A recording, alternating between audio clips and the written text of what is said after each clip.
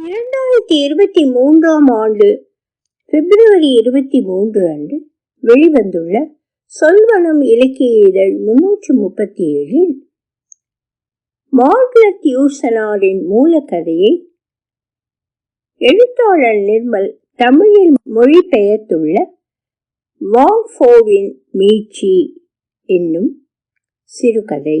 ஒலிவடிவம் சரஸ்வதி தியாகராஜன், பாஸ்டன். முதிய ஓவியரான வாங் ஃபோவும் அவரது சீடன் லிங்கும் ஹான் பேரரசின் சாலைகளில் அலைந்து திரிந்தனர். இரவு நேரங்களில் வாங் ஃபோ விண்மீன்கள் நிறைந்த வானத்தையும் பகலில் தும்பிகளையும் கண்டு வியந்து நிற்பதால் அவர்கள் மெதுவாகவே முன்னேறினர். வாங் ஃபோவுக்கு பொருட்களை காட்டிலும் அவற்றின் சித்திரங்களை பெரிதும் பிடித்திருந்ததால் அவர்கள் மிக சொற்ப பொருட்களையே சுமந்து சென்றனர். அவருக்கு தூரிகைகள், வண்ணப்பொடிகள், படம் வரைய தேவையான மெழுகெண்ணெயின் ஜாடிகள், பட்டு துணிகள், அரித்தாளிலான சுருள்கள் தவிர வேறெந்த பொருளும் சொந்தம் கொண்டாட தகுதியற்றதாக தோன்றியது. அவர்கள் ஏழைகளாக வாழ்ந்தனர். வாங் ஃபோ சிறிதளவு உணவுக்காக தன்னுடைய ஓவியங்களை பரிமாறிக்கொண்டார். சிறிய வெள்ளி நாணயங்களை கூட அவர் வெறுத்தொதுக்கினார். லிங் ஓவியங்கள் நிறைந்த பையின் பாரத்தால் லிங் எடை பொறுக்காமல் நடந்தான். வான வெளியை சுமப்பதை போல மரியாதையுடன் முதுகை வளைத்து கொண்டான். ஏன் தெரியுமா? அந்த பை லிங்கின் பார்வையில் பனிமூடிய மலைகளாலும் வசந்த கால நதிகளாலும் கோடைக்கால நிலவின் முகத்தாலும் நிறைந்திருந்தது. விடியலை தன் சக்தியாக கொண்டிருந்த மாலை வெளிச்சத்தை கைப்பற்ற தெரிந்திருந்த அந்த முதியவரின் பக்கத்தில் நடப்பதற்கு லிங் பிறந்திருக்கவில்லை. அவன் தந்தை தங்க வியாபாரி, தாய் மரகத வியாபாரியின் ஒரே மகள். அவள் ஆண் குழந்தையாக பிறக்காததுக்காக அவளது தந்தை சபித்துவிட்டு தன்னுடைய சொத்துக்களையும் உரிமைகளையும் அவளுக்கே விட்டு சென்றிருந்தார். லிங் செல்வ செழிப்பால் பாதுகாப்பின்மையை அகன்றதொரு வீட்டில் வளர்ந்தான். அடைகாக்கப்பட்ட அந்த வாழ்க்கை அவனை பயந்த சுபாவம் கொண்டவனாக மாற்றியது. அவன் பூச்சிகள், புயல், கொந்தளிப்பு, இறந்தவர்களின் முகபாவங்கள் என அனைத்தையும் கண்டு அஞ்சினான். அவனுக்கு 15 வயது நிறைவடைந்த போது அவன் தந்தை ஒரு மணப்பெண்ணை தேடினார். இரவுகள் வெறும் உறக்கத்திற்கு மட்டுமே பயன்படும் வயதை ஏறியிருந்த அவருக்கு மகனுக்கு அப்பெண் வழங்கக்கூடிய இன்பத்தின் கற்பனையே ஆறுதலாக இருந்ததால் பேரழகியான பெண்ணையே தேர்ந்தெடுத்தார். லிங்கின் மணப்பெண் நாணல் போல மெலிந்தவள், பால் போல குழந்தைத்தனமானவள், உமிழ்நீர் போல இனிமையானவள், கண்ணீர் போல உப்புச்சுவை கொண்டவள். திருமணத்திற்கு பின் லிங்கின் பெற்றோர் பிள்ளையின் திருமண வாழ்வு நன்றாக இருக்கட்டும் என விலகி விலகி மரணம் வரை சென்றனர். அவர்களின் மகன் சிவப்பு சாயம் பூசப்பட்ட அந்த வீட்டில் எப்போதும் புன்னகை மாறாத தன் மனைவியுடனும் ஒவ்வொரு வசந்தத்திலும் இளஞ்சிவப்பு நிறத்தில் பூக்கும் பிழம் மரத்துடனும் தனித்து விடப்பட்டான். நீராவி படிந்தும் மங்காத கண்ணாடியை ஒருவன் நேசிப்பது போல, ஒருபோதும் பாதுகாப்பு தர தவறாத தாயத்தினை நேசிப்பது போல லிங் அந்த தெளிந்த இதயம் கொண்ட பெண்ணை நேசித்தான். அக்கால வழக்கப்படி தேநீர் விடுதிகளுக்கு சென்று நடன மங்கையரையும் கலை நிகழ்த்துபவர்களையும் மிதமான அளவில் ஆதரித்தான்.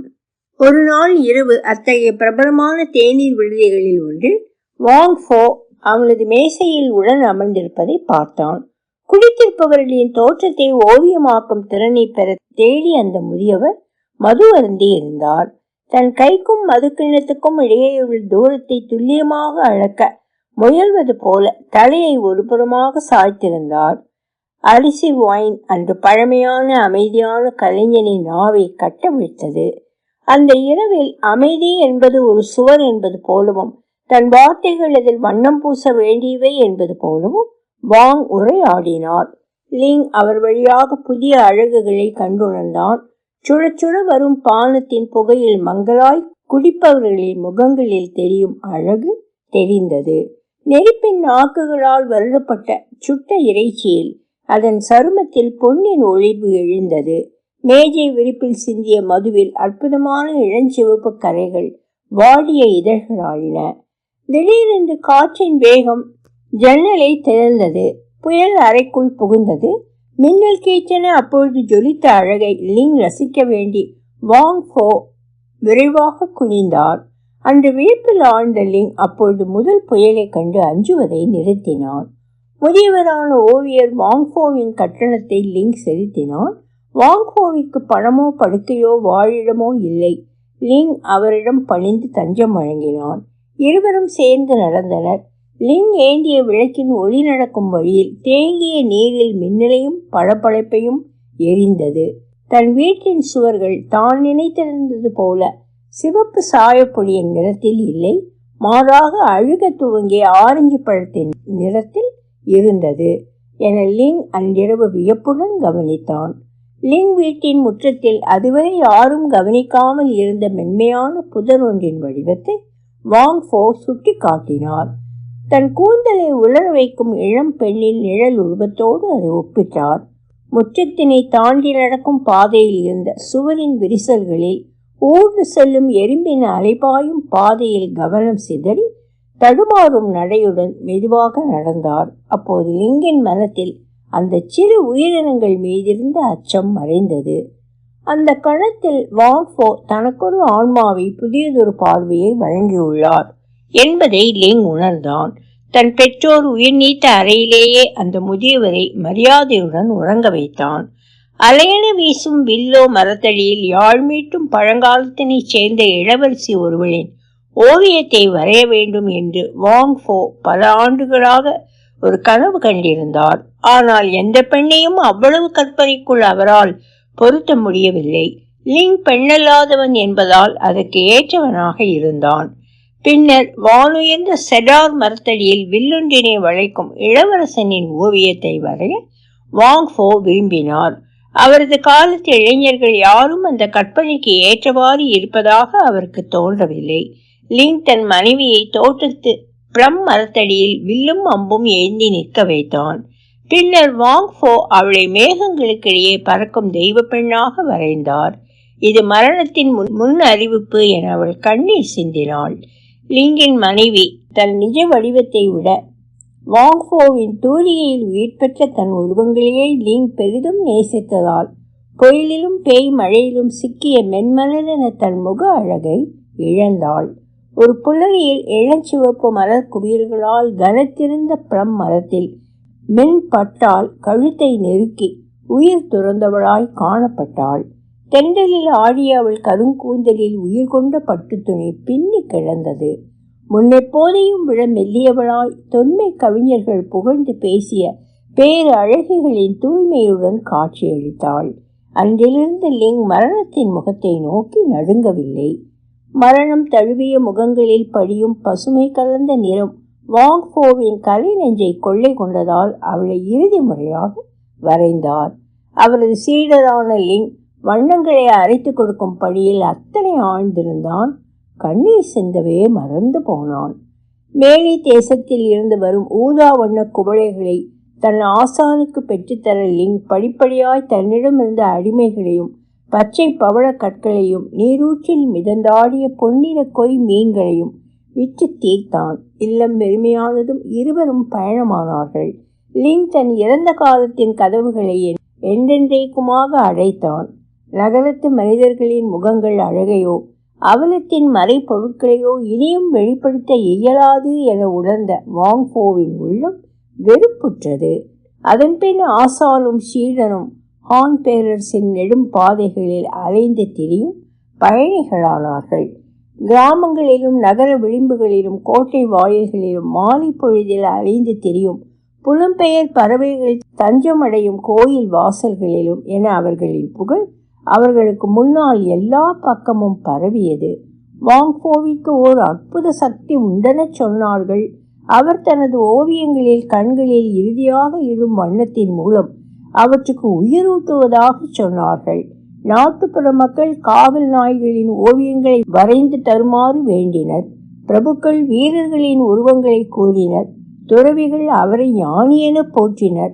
பொதுமக்கள் மந்திரவாதி என கருதி அஞ்சினர்.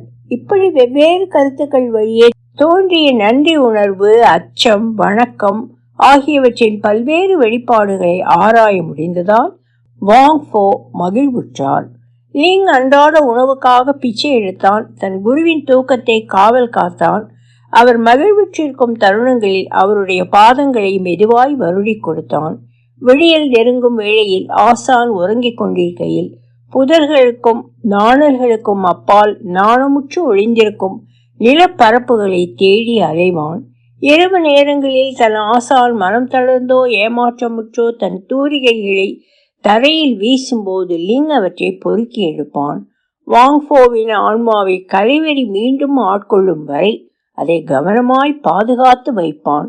ஆசான் துயருற்று தன் முதுமையை பற்றி பேசும்போது லிங் புன்னகைத்து கொண்டே பழைய ஓக் மரத்தின் வலிமையான தண்டினை சுட்டி காட்டுவான். அவர் மகிழ்ச்சியில் இழகிய மனதுடன் சீண்டி பேசும்போது லிங் பணிவோடு கேட்பது போல் நடித்து கொள்வான். ஒரு நாள் அந்தி சாய்ந்த வேளையில் பேரரசர் ஆட்சிக்கு உட்பட்ட நகர எல்லையை அடைந்தனர். இரவை கழிக்க லிங் சத்திரம் ஒன்றை தேடி அடைந்தான். முதியவர் தன் கந்தல் துணிகளில் தன்னை சுற்றி கொண்டார். லிங் தன் உடல் வெம்மையை பகிர்ந்து கொள்ள அவர் பக்கத்தில் படுத்தான். வசந்தம் புதிதாய் வந்திருந்தாலும் களிமண் தரை இன்னமும் பனிப்படிந்தே கிடந்தது.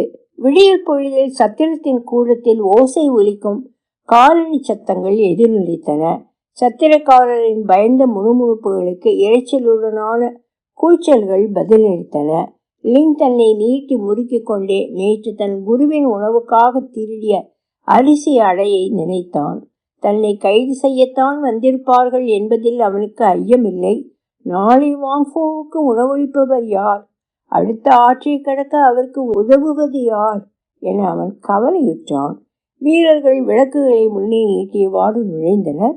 அதிலிருந்து வண்ணத்தாள்களால் வடிகட்டப்பட்டு ஒளி பரவியது. அந்த ஒளி வீரர்களின் தோல் தலைக்கவசங்களில் சிவப்பும் நீளமுமான வடிவங்களை உருவாக்கியது. தோளில் வில்லின் நான் அதிர்ந்தது. வந்த வீரர்களிலேயே மிக கோபமாயிருந்த ஒருவன் காரணமின்றியே உருமினான். இன்னொருவன் வாங்ஃபோவின் பின்தலையில் முழு பலத்துடன் கையை வைத்தான். அப்போதும் கூட வாங்ஃபோவால் அவன் சட்டையின் கை நிறம் மேலங்கியின் நிறத்துடன் பொருந்தவில்லையே என்பதை கவனிக்காமல் இருக்க முடியவில்லை. தன் சீடனின் உதவியுடன் வாங்ஃபோ வீரர்களை பின்தொடர்ந்தார். மேடு பள்ளமான தரையில் தடுமாறியபடி அவர்களை சூழ்ந்து நெருக்கிய அந்த குழு முன்னே சென்றது. தங்கள் தலைகளை விரைவில் இழக்கப் போகின்றவர்களை பார்த்து வீரர்கள் நகைத்தனர். வாங்ஃபோவின் கேள்விகளுக்கு கொடூரமாக அச்சுறுத்தும் முகங்களே பதிலளித்தன. கட்டப்பட்ட அவருடைய கைகள் வலித்தன. துயருடன் லிங் தன் ஆசானை நோக்கி புன்னகைத்தான். அவனுக்கு அழுவதை விட மென்மையான வெளிப்பாடாக புன்னகை பழக்கமாகி போயிருந்தது. அரசகுல மாளிகையின் வாயில்களை அவர்கள் அடைந்தனர். மாலை பொழுதின் ஒரு பகுதியை வெட்டி எடுத்து சுவராக மாறியது போல அதன் ஊதா நிற சுவர்கள் பகல் ஒளியில் உயர்ந்து நின்றன. வட்டமாகவும் சதுரமாகவும் இருந்த அறைகள் பருவங்களையும் திசைகளையும் ஆண்மை பெண்மை என்ற இருமைகளையும் குறியீடாக கொண்டிருந்தன. அந்த அறைகளின் வழியே படையினர் வாங்ஃபோவை அழைத்து சென்றனர். அதிகாரத்தின் எல்லைகளை அவற்றின் நீளங்கள் வரையறுத்தன. கதவுகள் தமது கீழ்களில் திரும்பும் போது இசையோசை எழுப்பின. கிழக்கே சூரியன் உதிக்கும் புள்ளியிலிருந்து மேற்கே அது மறையும் புள்ளி வரைக்கும் ஒவ்வொரு கதவையும் கடக்கும் வண்ணம் கதவுகள் அமைக்கப்பட்டிருந்தன. மானுட எல்லைகளை கடந்த ஆற்றலையும் நுண் அறிவையும் சுட்டி காட்டும் வகையில் எல்லாமே கட்டமைக்கப்பட்டிருந்தன. அச்சமூட்டும் ஆணைகள் எங்கும் தென்பட்டன. கடந்த காலத்தின் ஞானம் போலவே அவற்றின் கொடூரமான உள்ளடக்கமும் மாற்ற முடியாததாய் இருந்தது. காற்று கூட அரிதாகி மெல்லியதாகி ஆனது போல அங்கு அமைதி இருந்தது. அந்த அமைதியில் சித்திரவதைக்கு ஆளானவர்கள் கூட அலற துணியாத அளவுக்கு மௌனம் நின்றிருந்தது. ஆணும் பெண்ணும் இல்லாத சேவகன் திரைச்சீலையை உயர்த்தினான். உயர்ந்த திரைச்சீலைக்கு பின்னர் கண்டு வீரர்கள் நடுங்கினர். அந்த சிறு குழுவானது விண்ணின் மைந்தன் தன் சிங்காதனத்தில் வீற்றிருந்த அறையினுள் நுழைந்தது. அது நீல கற்களால் ஆன தூண்கள் தாங்கி நிற்க, சுவர்களே கண்ணுக்கு தென்படாத மண்டபம், தூண்களுக்கு அப்பால் பூந்தோட்டம் ஒன்று மலர்ந்திருந்தது. கடல்கள் கடந்து கொணரப்பட்ட அரிய செடிகளால் உருவாக்கப்பட்டிருந்தது. ஆனால் விண்ணின் டிராகனாக வீற்றிருந்த பேரரசனின் தியானத்தை கலைக்கும் என்ற அச்சத்தில் அங்கிருந்த எந்த செடியும் மனம் வீசவில்லை. அவரது சிந்தனைகளை சூழ்ந்த அமைதிக்கு மரியாதை செலுத்தும் வகையில் எந்த பறவையும் அந்த பகுதிக்குள் அனுமதிக்கப்படவில்லை. தேனீக்கள் கூட வெளியேற்றப்பட்டிருந்தன. உயரமான சுவரொன்று அந்த தோட்டத்தை புற உலகிலிருந்து பிரித்து நின்றது. இறந்த நாய்களின் உடல்கள் மீதும் போர்க்களத்து மனித உடல்கள் மீதும் வீசும் காற்று பேரரசரின் ஆடையின் விளிம்பை கூட தொடக்கூடாது என்பதே அதன் நோக்கம் என்பார்கள். விண்டின் அதிபதி மரகதத்தால் ஆன சிம்மாசனத்தில் அமர்ந்திருந்தார். 20 வயதை கடந்திருக்க முடியாத அவருடைய கைகள் முதியவரின் கைகளைப் போல சுருக்கங்கள் நிறைந்திருந்தன. குளிர்காலத்தின் நினைவாய் நீலமும் வசந்தத்தின் குறிப்பாய் பச்சையுமாக அவருடைய ஆடைகள் அமைந்திருந்தன. மிக உயரத்தில் பொருத்தப்பட்டு வெறும் வானுவெளியை மட்டுமே பிரதிபலிக்கும் கண்ணாடியைப் போல அவரது முகபாவம் அழகானதாக இருந்தாலும் புரிந்து கொள்ள முடியாததாக இருந்தது. மாற்ற முடியாத இரக்கமற்ற மானம் போல இருந்தது. அவரது வலப்புறத்தில் பரிபூர்ண இன்பங்களுக்கான அமைச்சரும் இடப்புறத்தில் நியாயமான சித்திரவதைகளுக்கான ஆலோசகரும் அமர்ந்திருந்தனர். தூண்களோரம் வரிசையாக நின்றிருந்த அரசவை உறுப்பினர்கள் பேரரசரின் மிகச்சிறிய உச்சரிப்பையும் கேட்க காதுகளை கூர்மைப்படுத்தியதால் அவர் மிக மெல்லிய குரலில் மட்டுமே பேசும் பழக்கத்தை மேற்கொண்டிருந்தார். விண்ணாடும் டிராகனே என்று வாங் ஃபோ தரையில் விழுந்து வணங்கியபடி கூறினார். நான் கிழவன், ஏழை, பலவீனமானவன். நீங்கள் கோடை காலம், நான் குளிர்காலம். உங்களுக்கு 10,000 உயிர்கள், எனக்கோ ஒரே ஒரு உயிர், அதுவும் விரைவில் முடிந்துவிடும். நான் உங்களுக்கு என்ன தீங்கிழைத்தேன்? உங்களுக்கு எந்த தீங்கும் இழைக்காத என் கைகளை அவர்கள் கட்டிவிட்டார்கள். கிழட்டு வாங் ஃபோ, நீ எனக்கு என்ன செய்தாய் என்றா கேட்கிறாய்? பேரரசர் கேட்டார்.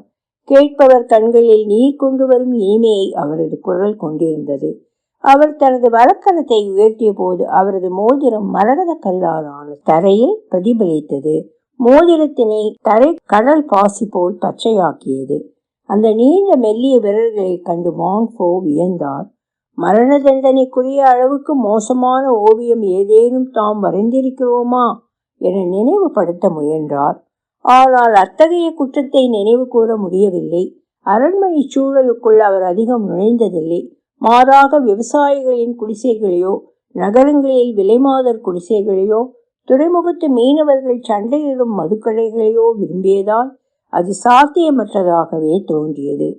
தமது மெல்லிய கழுத்தை வளைத்த பேரரசர், கிழட்டு வாங் ஃபோ, எனக்கு நீ என்ன செய்தாய் என்றா கேட்கிறாய் என்று கேட்டார்.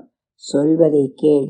நஞ்சு நம் உடலின் 9 துவாரங்கள் வழியாக மட்டுமே உள்நுழைவதைப் போல உனது குற்றத்தை உனக்கு உணர்த்த நான் என் நினைவுகளின் மண்டபங்களில் நடந்து செல்ல வேண்டும்.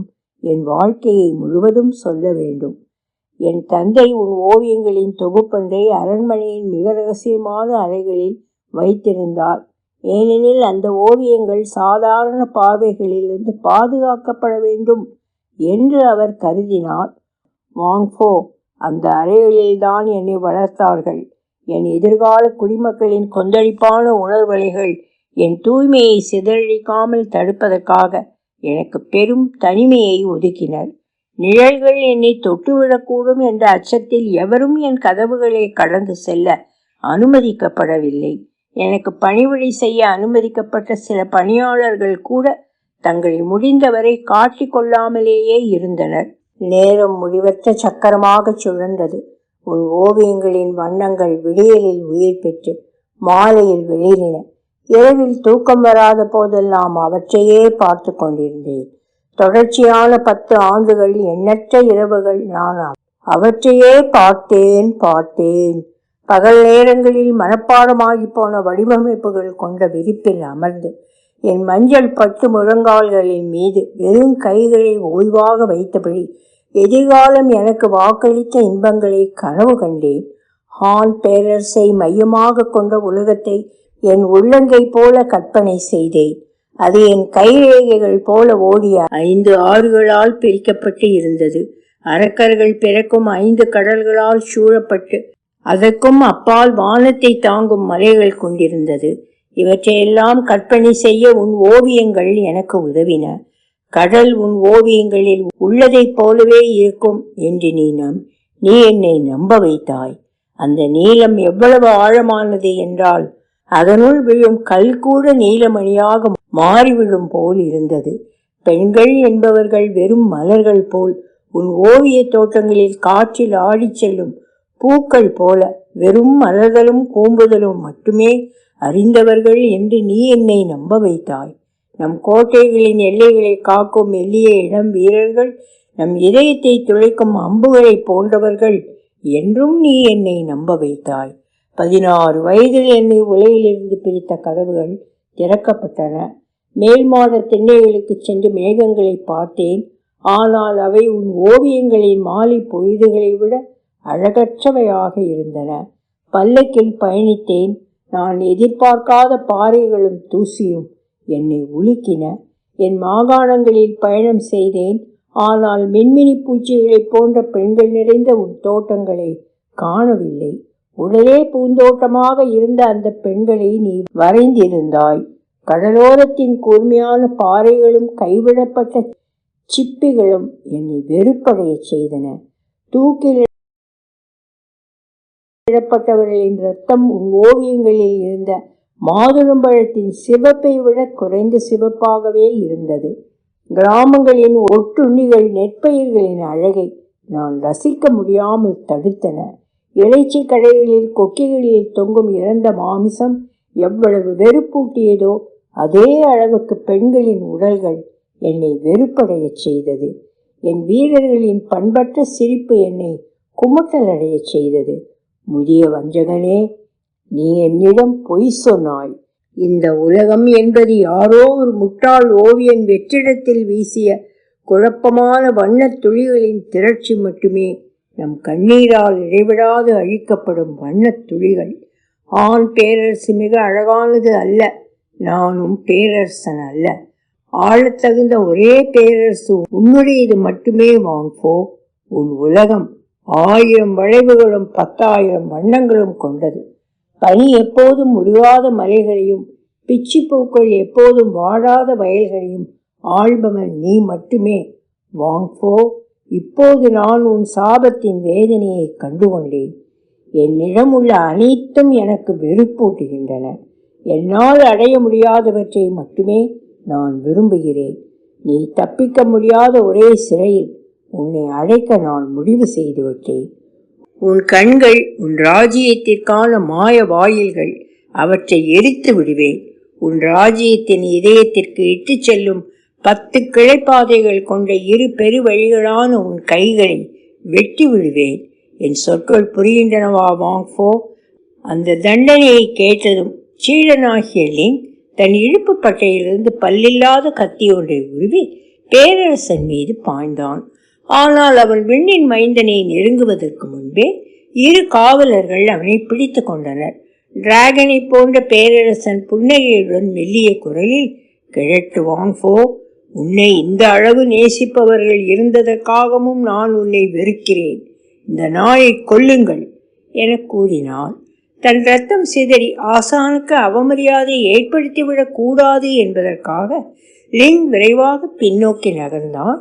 காவலர்களில் ஒருவன் தன் வாளை உயர்த்தினான். பறிக்கப்பட்ட பூவை போல லிங்கின் தலை உடலில் இருந்து பிரிந்தது. வீரர்கள் அவன் உடலின் துண்டுகளை அப்புறப்படுத்தினர். வாங்ஃபோ துயரத்தில் மூழ்கையிலும் பச்சை கல் தரையின் மீது படிந்த அந்த அற்புதமான செந்நிற இரத்தக்கரையின் அழகை ரசிக்காமல் இருக்க முடியவில்லை. பேரரசர் மெல்லிய சைகை செய்ததும் ஆணும் பெண்ணுமில்லாத 2 வீரர்கள் ஓடி வந்து அவரது கண்களை துளைத்தனர். வாங்ஃபோ, நான் சொல்வதை கவனி என்றார் பேரரசர். கண்ணீரை துளை. இது அழுவதற்கான நேரம் அல்ல.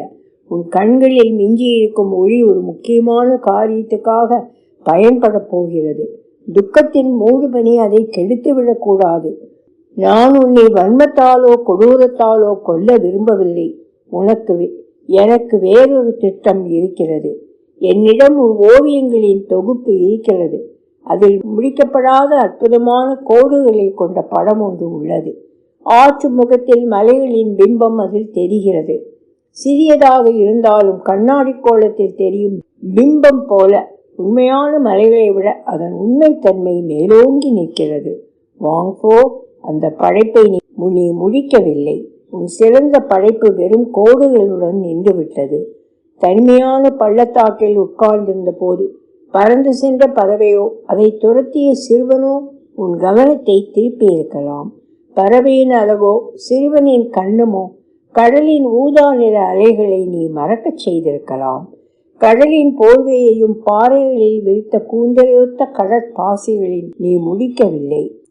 உங்கள் வாழ்வின் மிஞ்சியுள்ள நேரத்தினை, வாழ்வின் அனைத்து ரகசியங்களையும் அதன் அழகில் பொதிந்து வைக்கும் இந்த ஓவியத்தை முடிக்க பயன்படுத்த வேண்டும் என நான் விரும்புகின்றேன்.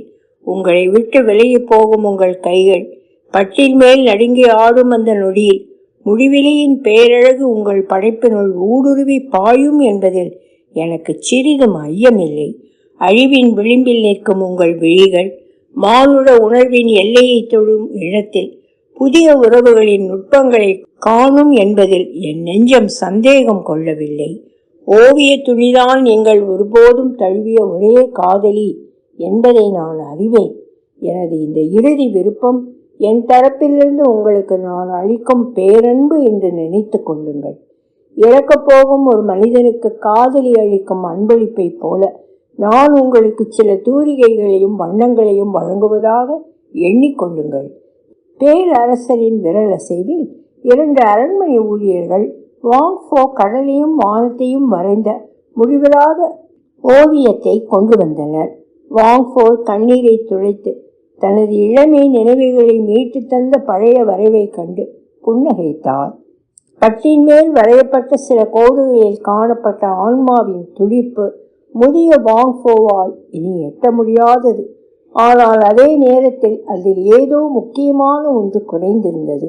அதை வரையும் காலத்தில் வாங் ஃபோ மலைகளின் பெருமிதத்தை, அவற்றின் பாறைகள் புனைந்த கதையை, அவற்றை அலைகள் தழுவும் கடலின் காதல் பாடலை, மாலை பொழுதின் சோகத்தில் அவர் போதுமான அளவு உட்புகவும் இல்லை. அடிமை நீட்டிய தூரிகைகளில் ஒன்றை தேர்ந்து நீல வண்ணத்தின் பரந்த கோடுகளால் கடலை வரைய தொடங்கினார். காலடியில் அமர்ந்திருந்த அரண்மனை ஊழியர் வண்ணங்களை அரைக்கும் கலையில் தேர்ச்சியுற்றிருந்தான். லிங்கின் நினைவு அவர் நெஞ்சை முன்பை விட ஆழமாக துளைத்தது. மலை மீது சாய்ந்திருந்த மேகத்தில் இளஞ்சிவப்பின் நுண்புள்ளி ஒன்றை பதித்தார்.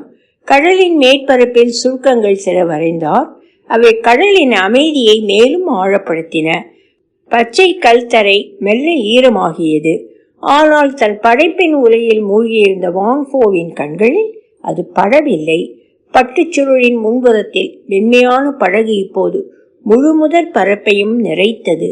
தூரத்தில் கேட்ட துடுப்புகளின் ஒலி மெல்ல மெல்ல நெருங்கி மேலும் மேலும் உரத்து வானமாலும் பேரரசின் மண்டபம் முழுவதையும் நிறைத்தது. பின் அந்த ஒலி நின்றது. தூக்கப்பட்ட துடுப்புகளிலிருந்து வழியும் நீர்த்துளிகளின் சோகம் மட்டுமே அசையாத அமைதியை கிழித்தது. முதியவரான வாங் ஃபோவின் கண்களை நிரந்தரமாக மூட காய்ச்சப்பட்ட சிவப்பு இரும்புகள் வெண்கல கிண்ணத்தில் எரியும் கரிகளில் அணைந்து குளிர்ந்து போய் வெகுநேரமாகியிருந்தது. அரண்மனை மரபின் கட்டுப்பாட்டில் அசையாது நின்றிருந்த அவையினர் சுவரற்ற அறையை நினைத்த நீரின் மேல் விரல் நுனியில் நின்று மூச்சுக்காக நீண்டனர். நீர் பேரரசரின் மார்பை எட்டியது. லிங் படவோட்டி கொண்டிருந்தான். காலையில் வீரர்கள் கிழித்த கைச்சட்டை இன்னும் கிழிந்து கழுத்தில் விசித்திர சிவப்பு துணியுடன் படகை செலுத்தி கொண்டிருந்தான். வாங் ஃபோ தன் தூரிகையை நடத்தியவாறே தேனொழுகும் குரலில் சொன்னாள், நீ மறைந்து விட்டதாக எண்ணினேன். நான் உயிர்த்திருக்க தங்களுக்கு மரணம் எங்கனம் என்றான் லிங். லிங் தன் ஆசானை படகின் மடியில் அமர்த்தினான். அசையாத நீரில் பச்சை கல் மேல் விதானம் தன்னையே கண்டு வியந்தது. அவையோரின் பின்னல் முடிவுகள் நாகங்களாய் தலையருகே நீந்தின. பேரரசரின் வெண்முகம் ஈரத்தின் மேல் தாமரையாய் மிதந்தது. என் அருமை சீடனே என்றார் வாங் ஃபோ துயருடன். இந்த வறியவர்கள் மூழ்கி போவார்கள். ஒருவேளை ஏற்கனவே மூழ்கி இருக்கலாம். ஒரு பேரரசையே விழுங்க கடலில் இத்தனை நீர் உண்டென்று நான் கனவிலும் நினைத்ததில்லை. நம்மால் என்ன செய்ய இயலும்? குருவே, கவலை வேண்டாம். விரைவில் இவர்கள் நனைந்த நினைவு கூட மீதமில்லாமல் போய்விடும். பேரரசர் மட்டும் இந்த நேரத்தின் நினைவாய் தம் இதயத்தில் சிறிது கடற் தந்த துவர்ப்பை தக்க வைத்திருப்பார். இந்த மக்கள் ஓவியத்தினுள் கரைந்து போவதற்காக படைக்கப்படவில்லை. பின் அவன் மேலும் சொன்னான், கடல் அமைதியாக இருக்கிறது, காற்றும் சாதகமாக வீசுகிறது, கடற்பறவைகள் தம் கூடுகளை கட்டுகின்றன. குருவே, அலைகளுக்கு அப்பால் உள்ள நாட்டிற்கு நாம் புறப்படலாமா? கிளம்புவோம். முதுமை தழுவிய ஓவியர் சொல்லி எழுந்தார். வாங் ஃபோ சுக்கானை தழுவ லிங் துடுப்புகளில் தன்னை மறந்தான். சுவரற்ற அந்த அறையில் அவற்றின் இசை தாளம் இதய துடிப்பன மீண்டும் நிறைந்தது. நீர் மெல்ல மெல்ல தாழ்ந்தது. உயர்ந்து நின்ற கம்பீர பாறைகள் மீண்டும் தூங்கலானதும் தரையில் சில நீர் திவிலைகளும் பேரரசரின் ஆடையில் சிறிது கடல் நுரையும் மட்டுமே எஞ்சியது. தாழ் மேசை மீதிருந்த வண்ண பட்டு சுருளுக்குள் முன்னால் இருந்த படகு வாங் ஃபோவின் கைவண்ணத்தில் பிறந்த நீலமணி கடலில் கரைந்தது. மெல்ல மெல்ல சிறியதாகி மறைந்தது. லிங்கின் சிவப்பு துண்டும் குருவின் நீண்ட வெண் தாடியும் மட்டுமே கடைசியில் தெரிந்தது. How Wang Fo was saved. Comment Wang Fo would solve. Margaret Yourcenar. First published January 1st, 1936. Publisher Gallimard June, March 8, 2018. Language French. Pocket book 48 pages. ISBN -10-207507842. ISBN -13-978-207-507-8436. ஒலிவடிவம் சரஸ்வதி தியாகராஜன்.